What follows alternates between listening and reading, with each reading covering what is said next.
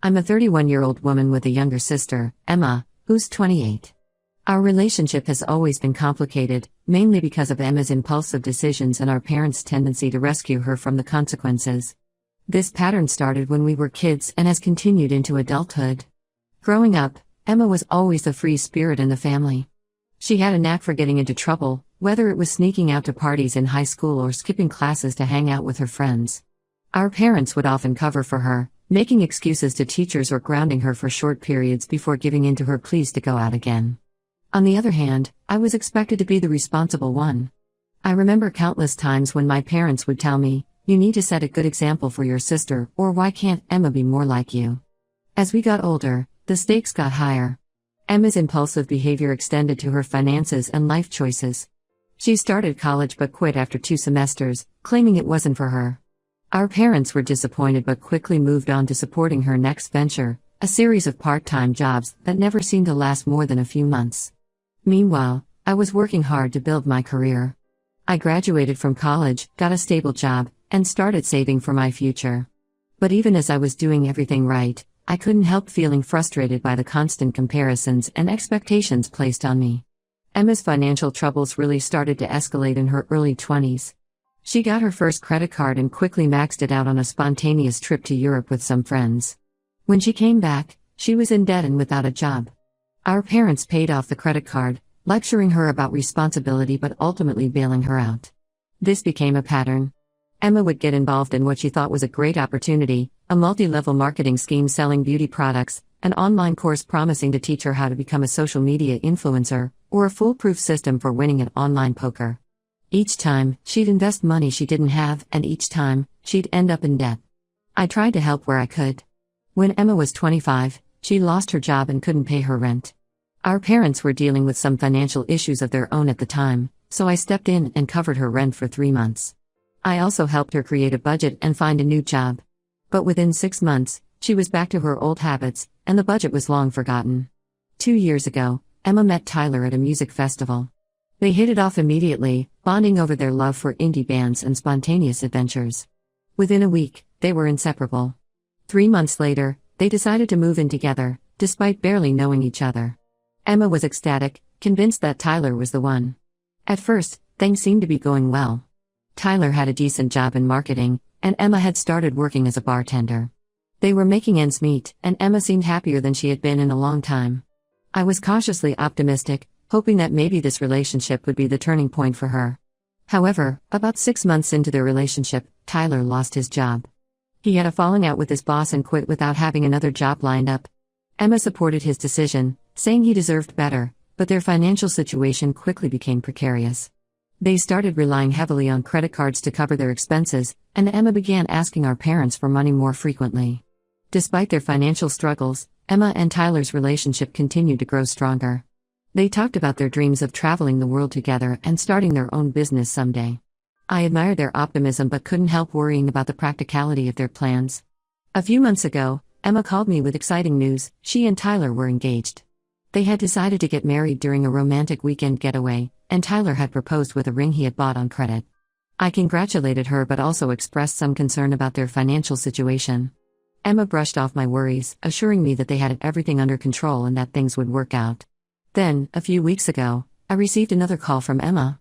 This time, she wasn't just sharing news, she was asking for help. She and Tyler had started planning their wedding, and the costs were quickly adding up. Emma asked if I could help them pay for the wedding, reminding me of the times I had helped her in the past. She promised it would be the last time she would ask for money. I felt torn.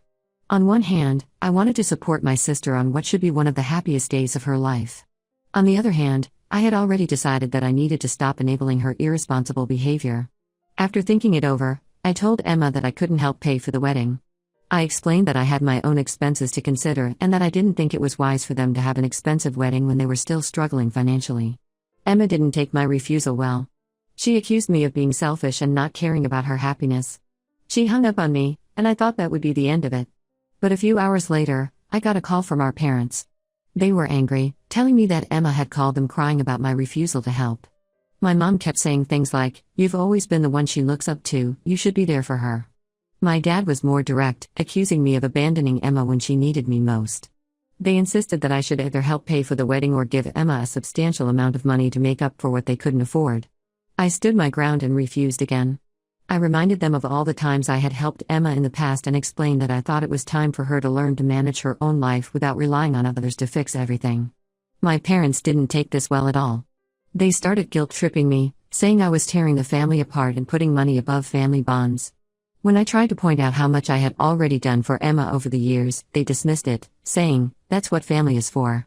It's been a few days since that heated conversation with my parents.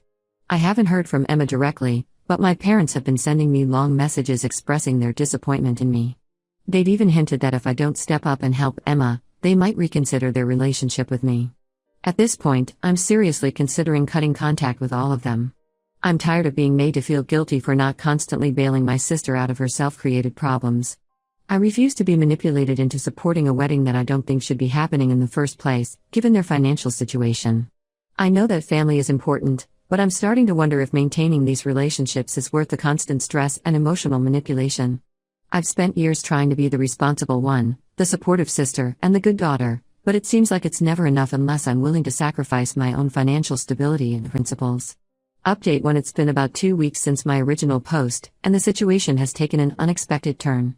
After ignoring my parents' guilt-tripping messages for a while, I thought things might eventually calm down.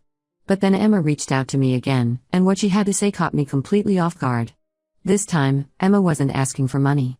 Instead, she told me that since I wasn't willing to help financially with the wedding, she thought it would be only fair if I stepped aside as her maid of honor.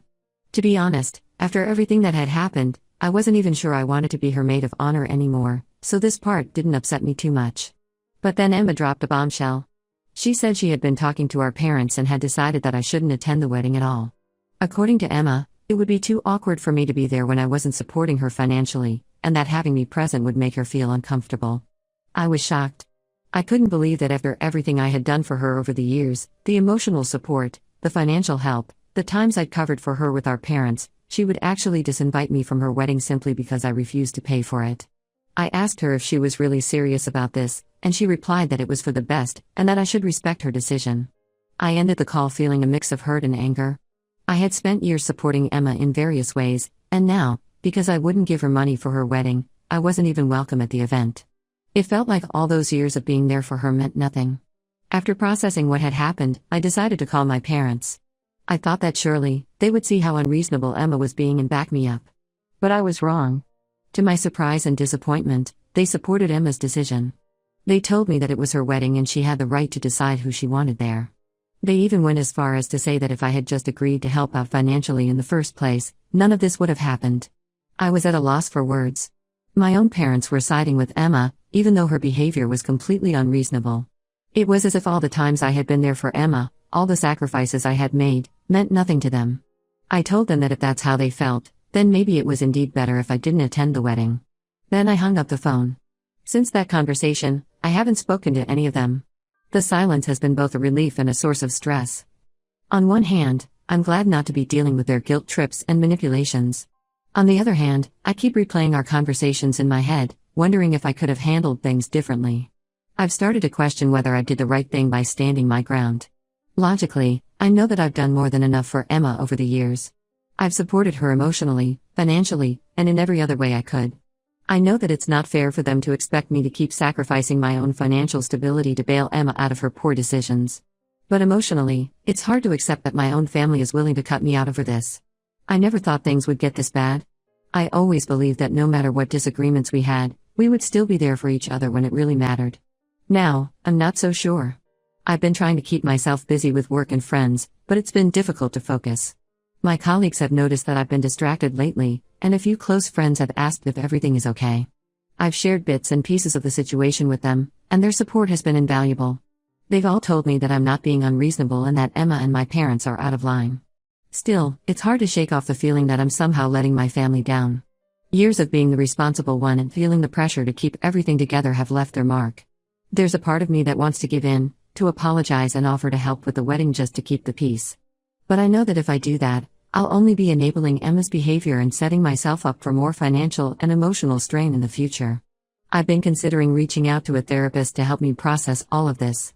I think it might be helpful to talk to a professional who can offer an objective perspective on the situation and help me develop strategies for dealing with my family's behavior. In the meantime, I'm trying to focus on self-care. I've been making an effort to eat well, exercise regularly, and get enough sleep. I've also been spending more time on hobbies that I enjoy but often neglect when I'm stressed about family issues. It's been a small source of comfort during this difficult time.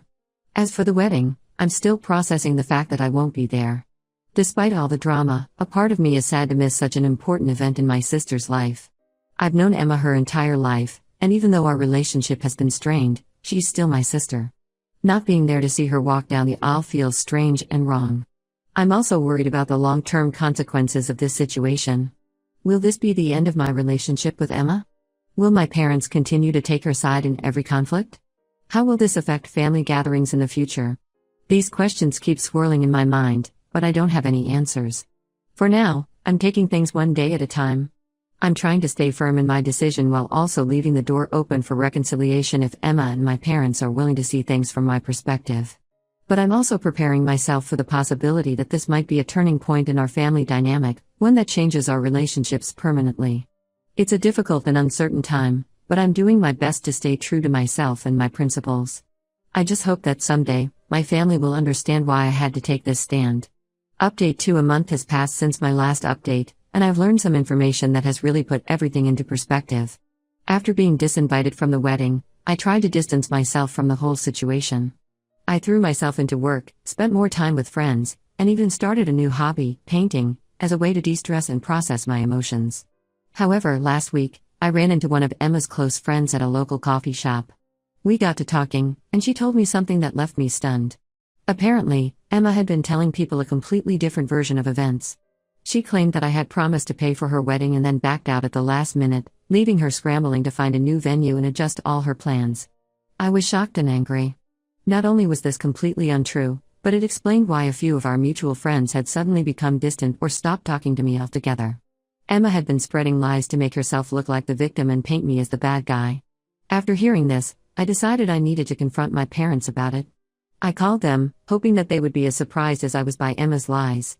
To my dismay, they weren't surprised at all. They admitted that Emma had told them the same story, and they had believed her without question. I asked them why they hadn't come to me to verify the story or at least hear my side of things. Their response was that they didn't want to get in the middle of it. This felt like a betrayal. They were willing to believe the worst about me without even giving me a chance to defend myself. It was at this moment that I realized there was no reasoning with them.